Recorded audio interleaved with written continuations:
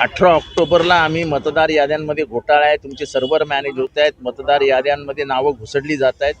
हे सगळं आम्ही 18 ऑक्टोबर म्हणजे विधानसभेच्या निवडणुकीच्या आधी 1 महिना सांगितलं होतं. ते परत आज आम्ही सांगतो, म्हणजे याच्यात कुठलाही बदल झालेला नाही.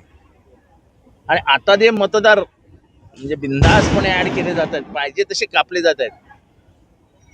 साधी गोष्ट सांगतो तुम्हाला की डिलिमिटेशन 2022ला जे केलं आहे त्याचप्रमाणे करा, असं सर्वोच्च न्यायालयाने सांगून देखील 2025ला नवीन डिलिमिटेशन करण्यात आलं.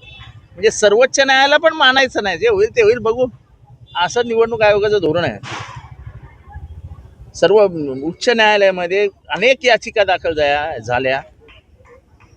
खरं तर एकत्रितपणाने ह्या याचिका घ्या असं उच्च न्यायालयात जाऊन निवडणूक आयोगाने सांगायला पाहिजे होतं. निवडणूक आयोगाने तेही काळजी घेतली नाही. म्हणजे निवडणूक आयोगाला काहीही करून मागे बसायचं आहे आणि सरकारचं मी गुलाम आहे असं त्या सरकारला दाखवून द्यायचं आहे. म्हणजे त्यांचे ज्या कोण जे काय अधिकारी आहेत त्यांना एवढंच दाखवायचं आहे की मी तुमच्या बाजूने आहे साहेब, मला नेमणूक केली त्याबद्दल मी तुमचा खूप खूप आभारी आहे. पण पुढची भूमिका काय असणार आहे? सांगितलं की निवडणुका या पुढे घ्या, पहिलं मतदार यादी तो घोळ झाला, मतदार याद्यांमधला घोळ काढा ही आमची प्रमुख मागणी आहे.